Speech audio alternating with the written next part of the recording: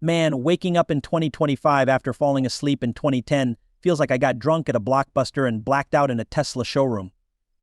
It's like I went to bed in a world where my biggest flex was having unlimited texts after 9 p.m., and I woke up in a world where my fridge is asking me to update its software. In 2010, my phone had a button. A real, physical, press it and feel it button. That thing clicked like a shotgun safety. It was comforting. Now in 2025, my phone is just one giant glass screen, no buttons, all attitude.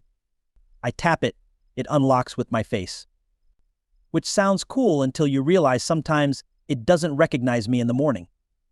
I'm standing there, hair all over the place, half asleep, and my phone's like, yeah, you're too ugly right now, try again later. Back then, you could drop your phone on the floor, pick it up, pop the back on, slide the battery in, and boom. Good as new. I once saw a Nokia survive a fall off a 2-story balcony. In 2025, you drop your phone, it explodes into 1,000 glass shards, immediately emails Apple for a replacement, and somehow signs you up for AppleCare without your consent. And the internet. Oh my fucking God. The internet in 2010 was like a lazy friend. You asked it to do something, it took its time, but it got there eventually. You'd click a YouTube video, see the buffering circle, and you knew the deal.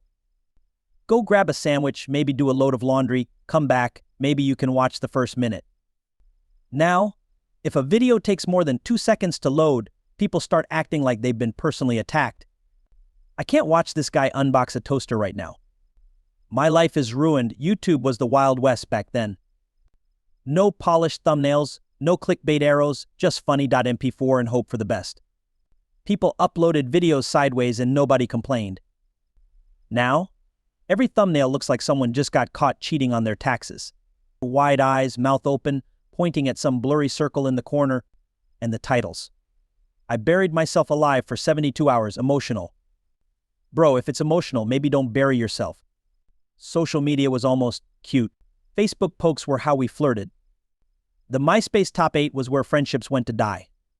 You'd spend 3 hours picking your profile song and feel like a hacker because you learned HTML just to make glitter text.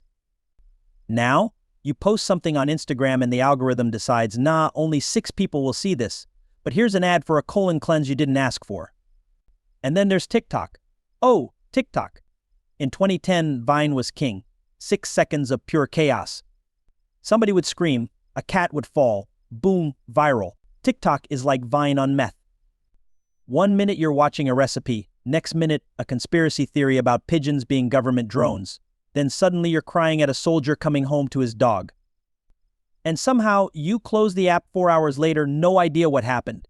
But you've learned nothing useful except maybe how to make feta pasta. The challenges have gone off the rails too.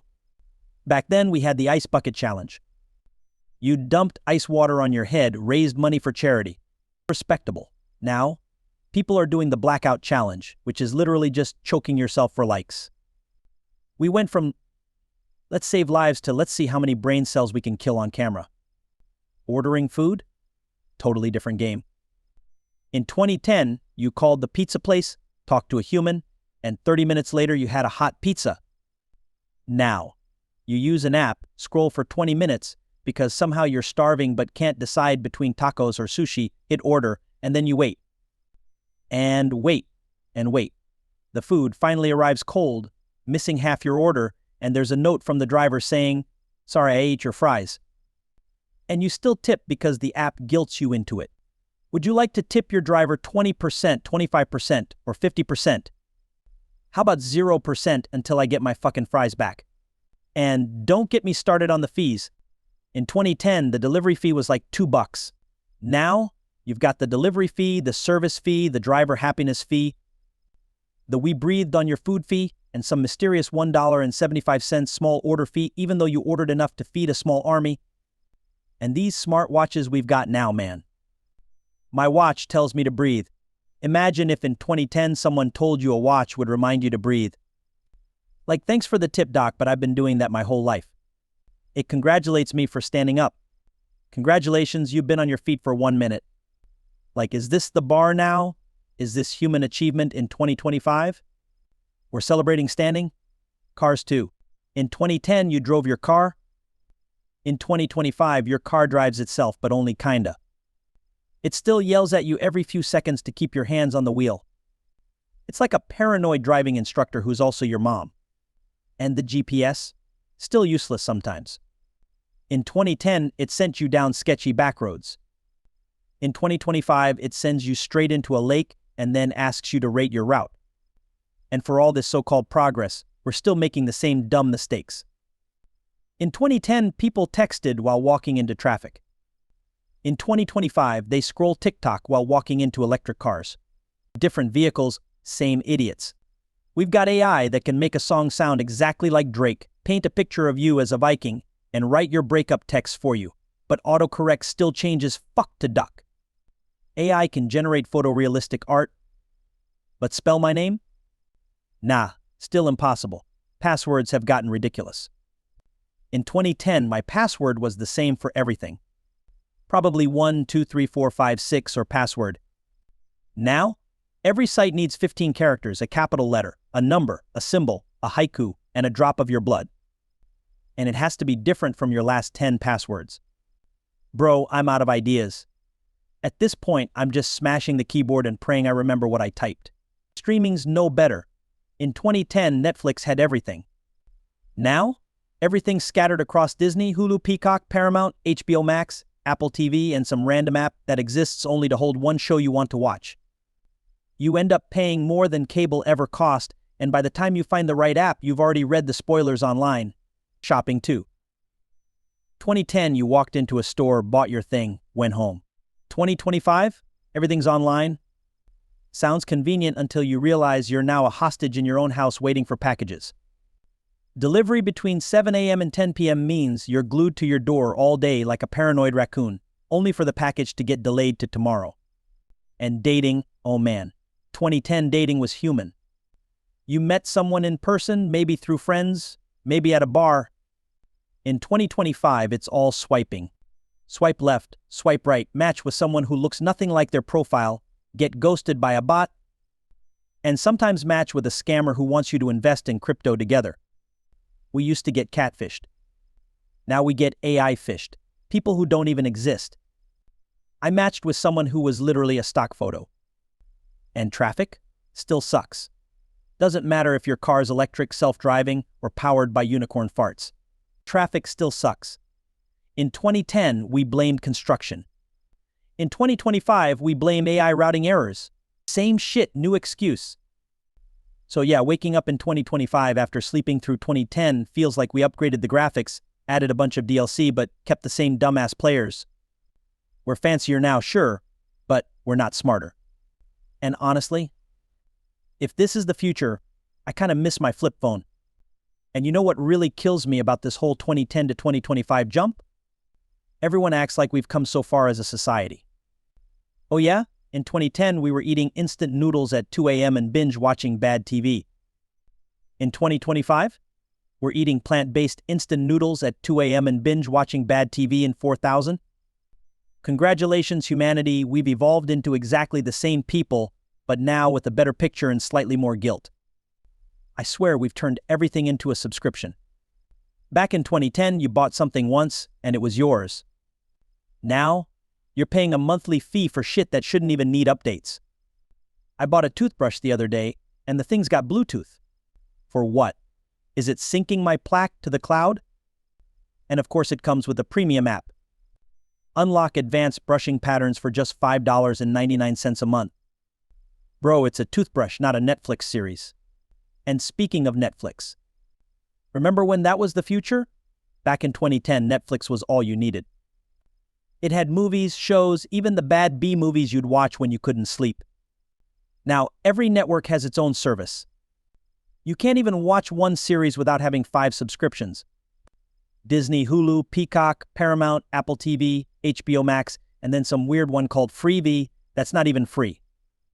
You go to watch something and realize it's not on Netflix anymore. Now it's on Paramount Plus, but only if you have the Platinum tier and live in Ohio. The commercials are worse too. 2010 streaming was ad-free. 2025 streaming, you pay for the premium plan to remove ads and still get ads for their other shows. It's like buying a concert ticket and having the band stop mid-song to sell you merch. And it's not just entertainment. Food's in on the scam too. In 2010, you'd walk into McDonald's, look at the menu, order a Big Mac, done. In 2025, you gotta order through a touch screen that tries to upsell you every step. Would you like to make it a meal? Add a pie? Donate to our charity? Subscribe to our Fry of the Month Club? And God help you if you say no. The cashier gives you that look like you just refused to help starving children. Even coffee's turned into a goddamn performance. In 2010, you ordered a coffee. Black. Maybe a latte if you were feeling fancy. In 2025, you walk into Starbucks and the person ahead of you is ordering some shit that sounds like a spell from Harry Potter. Yeah, I'll take a venti, half calf, oat milk, 2 pumps vanilla, 1 pump hazelnut, extra foam, caramel drizzle, 173 degrees, stirred counterclockwise. And somehow it's $12.50 for coffee. My ancestors crossed oceans for less than that. And yeah, I know inflation's a thing, but in 2010 you could still get a decent meal for under $10. Now, $10 barely gets you an avocado and some eye contact. You ever try to buy groceries in 2025? I went in for bread, eggs, and milk. Came out with a $68 receipt and emotional damage. Technology was supposed to save us money, but nah, it just found new ways to drain our wallets. Every app wants your subscription. Every gadget needs a firmware update. And if you don't update, suddenly it stops working. Back in 2010, if your blender broke, you just bought a new one. In 2025, your blender emails you your subscription has expired, please renew to continue blending. And don't get me started on smart home devices.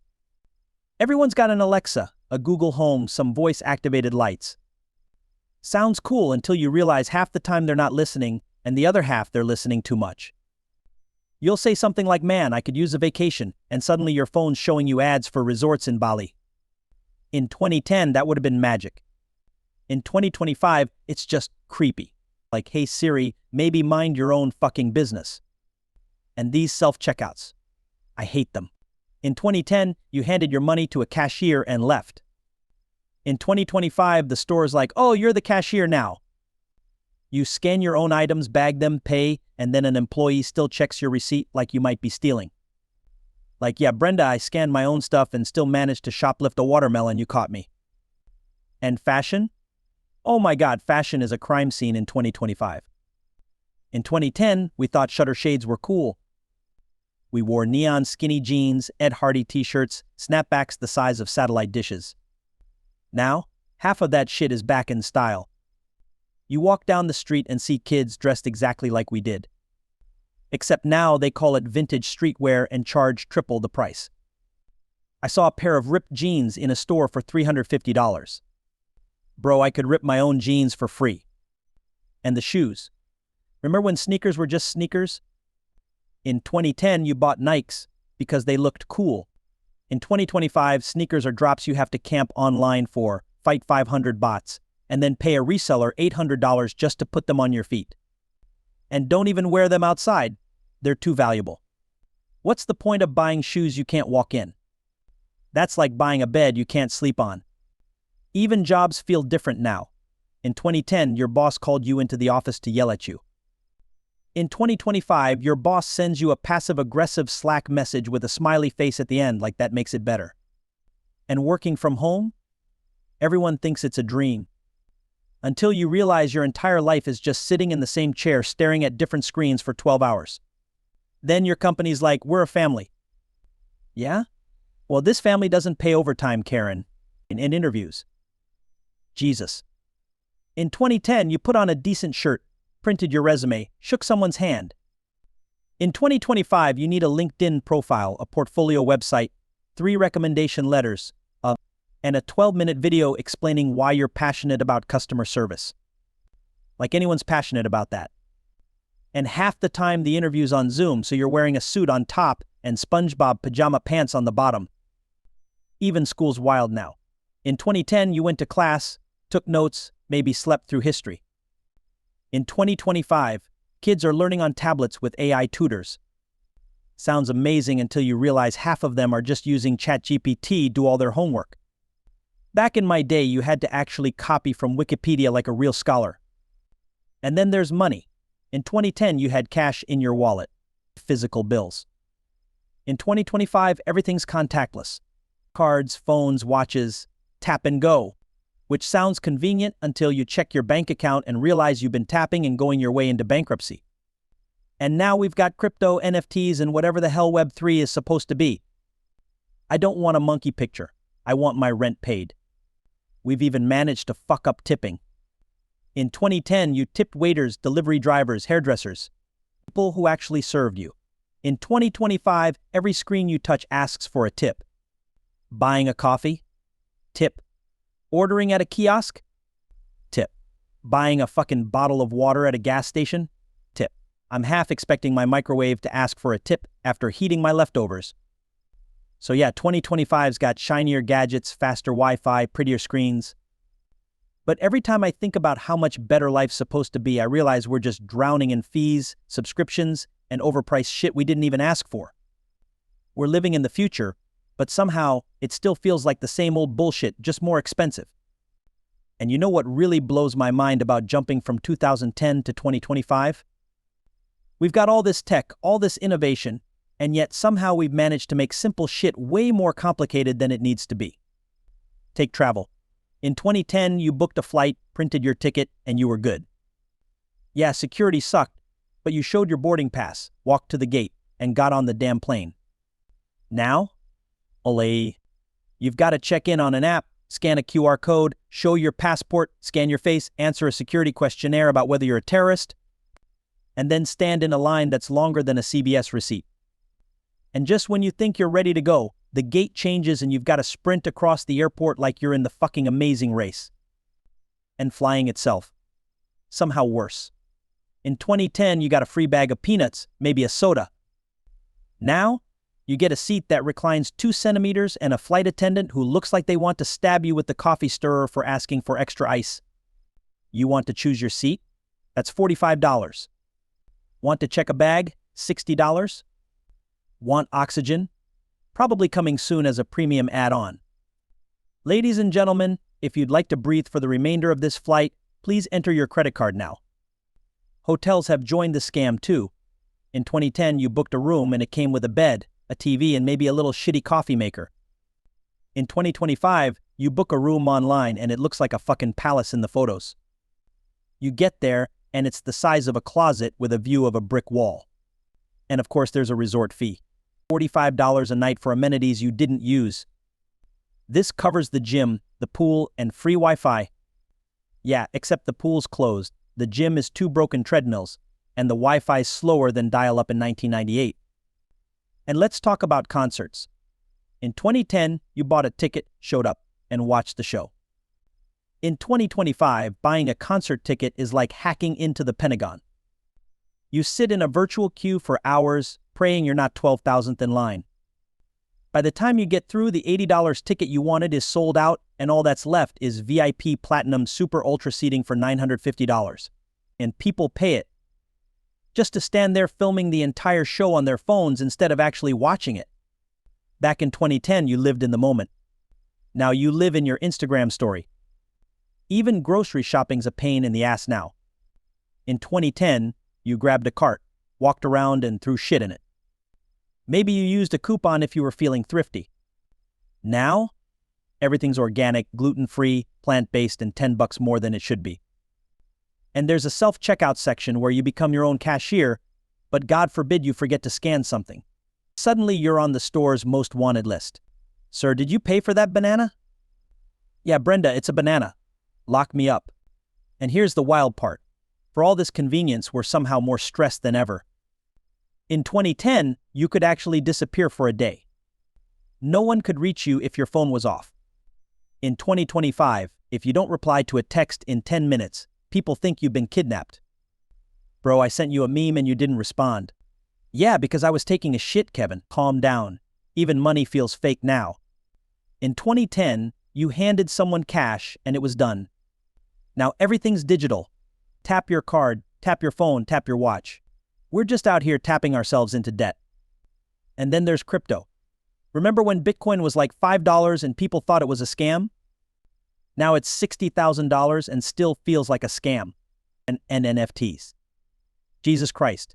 Here's a pixelated monkey I paid $30,000 for. Cool, I just screenshotted it for free. And don't get me started on influencers. In 2010, being famous meant you were in movies on TV, maybe a musician. Now, you're famous because you lip-sync to a Drake song while making spaghetti. And these influencers act like they're changing the world. Hey guys, don't forget to hydrate. Thank you, Jessica. I never thought of drinking water until you shook your Stanley Cup at me. We've even managed to fuck up restaurants.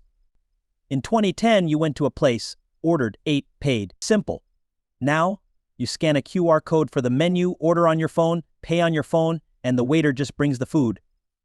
Which sounds fine until you realize you've tipped 20% before the food even arrives. And if it's wrong, you can't even complain because the person who took your order was you. Dating? Oh man, I touched on this before, but we need to go deeper.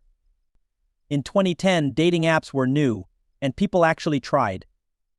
Now, every bio says don't waste my time or fluent in sarcasm, or if you can't handle me at my worst, you don't deserve me at my best. Sweetheart, your worst is why you're still single. And the pictures. Half of them are filtered so much they look like AI art. You meet in person and suddenly you're wondering if you got catfished or if you just matched with their hotter cousin. And now there's AI dating bots. Literal fake girlfriends you can talk to 24/7. Which is great for people who can't get a date until you realize your AI girlfriend is probably also dating 40 other guys because she's programmed to maximize engagement. Imagine getting cheated on by a chatbot. That's 2025 for you. Even the gyms changed. In 2010, you lifted, maybe did some cardio. Now, it's all about wearable fitness tech that tracks your every move. Your watch tells you how many calories you burned, how many steps you took, and how badly you failed at squats. And there's always that one guy recording himself in the mirror for TikTok, flexing like he's Mr. Olympia, but he's curling 15-pound dumbbells. And fast food, yeah, it's somehow slower now. In 2010, you pulled up, ordered, got your food in 5 minutes. In 2025, you pull up, order, and they tell you to park in spot 7 and wait 20 minutes because they're making it fresh. Fresh? It's McDonald's, Brenda. I don't need artisanal fries, I just need them now. Hell, even bathroom hand dryers have evolved. And not in a good way. In 2010, you had the air dryers that barely worked. Now we've got these high-powered Dyson things that sound like jet engines, blast water all over your arms, and leave you wondering if you just lost some skin in the process. And let's not forget customer service.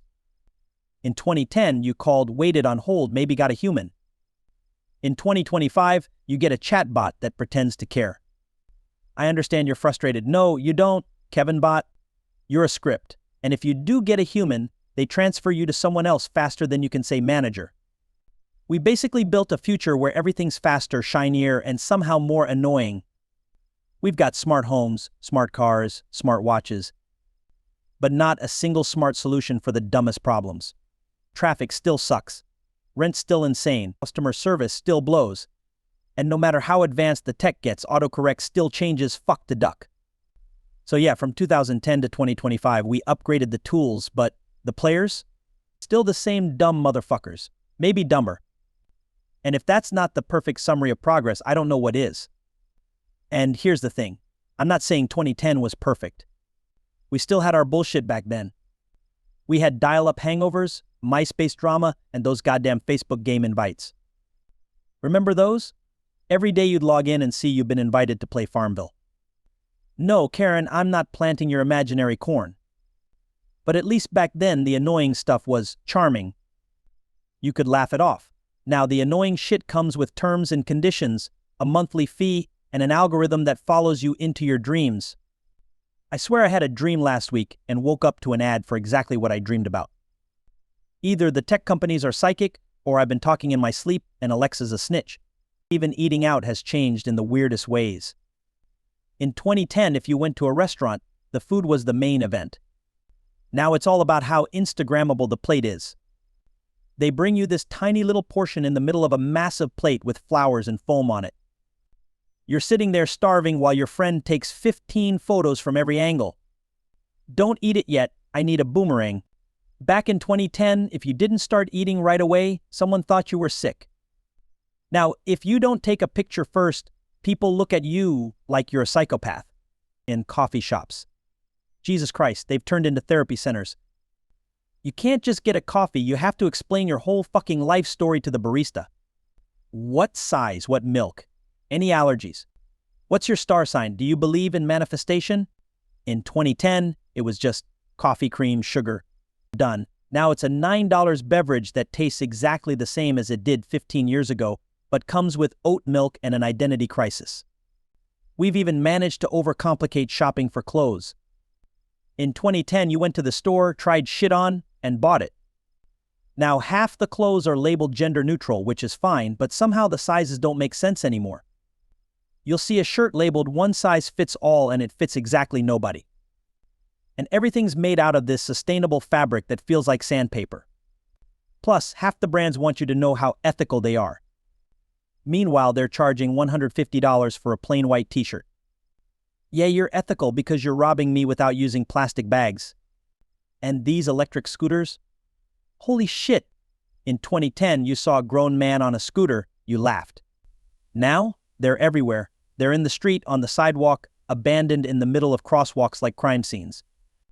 You try to walk anywhere in 2025, and you're dodging scooters, delivery bikes, and electric skateboards like you're in some kind of real-life video game. I didn't sign up for Frogger. Work culture's worse now, too. In 2010, you had set hours, you went home and work was done. In 2025, you're always reachable. Email, Slack, Teams, text, you're on the toilet and your boss is sending you gifts about that urgent task. And don't you dare look at it and not reply, because they'll hit you with, "Hey, did you see my message?" Yeah, I saw it, I just didn't care enough to answer while wiping my ass. And vacation? Good luck. In 2010, you could actually unplug. Now you're working remotely on vacation. You've got a laptop by the pool, answering emails while pretending to have fun. And your company calls it flexibility. Yeah, super flexible. I can work from anywhere as long as I'm working. Even holidays feel different now. In 2010, Black Friday meant lining up outside Best Buy at 5 a.m., maybe getting trampled for a TV. Now, Black Friday lasts 2 weeks online. Which sounds safer, but now you just get trampled financially instead of physically. And somehow the deals aren't even deals. Was $999, now $997. Oh wow. Thanks, I'll put that $2 toward my debt. And speaking of debt, holy shit, in 2010, being broke meant you couldn't go out much. In 2025, being broke means you can't even stay home because you still have to pay for Netflix, Hulu, Disney, Amazon Prime, and 3 other subscriptions you forgot you had. The other day I checked my bank account and realized I've been paying for a meditation app for 2 years. I haven't meditated once, unless you count me staring at my bills in silence. Then there's the AI stuff. In 2010, robots were cool. We wanted them. We thought they'd do all the boring stuff. Now, they're writing essays, making art, generating fake people, but somehow I still have to take the trash out myself. You can give me an AI that can fake Morgan Freeman's voice perfectly, but you can't give me one that cleans the damn bathroom. Priorities. And the scams, man, the scams leveled up. In 2010, a scam email was obvious. Dear sir, I am a Nigerian prince. Easy to spot. In 2025, scam emails look legit. You get a text from what looks like your bank, suspicious activity on your account. You click the link, and suddenly some guy in Russia owns your house. We went from you won a free cruise to we stole your identity in record time. Even food trends got dumber. In 2010, a trend was maybe frozen yogurt or cupcakes. In 2025, we've got charcoal lattes, gold-covered steaks, and butterboards, which is literally just butter on a piece of wood, and people are paying $20 for it. Meanwhile, the rest of us are like, I've been eating butter on bread my whole life, where's my Michelin star? And don't think I forgot about music. In 2010, you downloaded songs, maybe used LimeWire or iTunes. In 2025, you can stream any song instantly, but you're still skipping through tracks because your attention span is shot to hell. Plus, half the songs are 90 seconds long now. Back in 2010, a song had a verse, a chorus, maybe a bridge. Now it's just one TikTok-friendly hook on repeat. Artists aren't even making albums. They're making content. And the concerts? Like I said before, just a sea of people watching through their phone screens.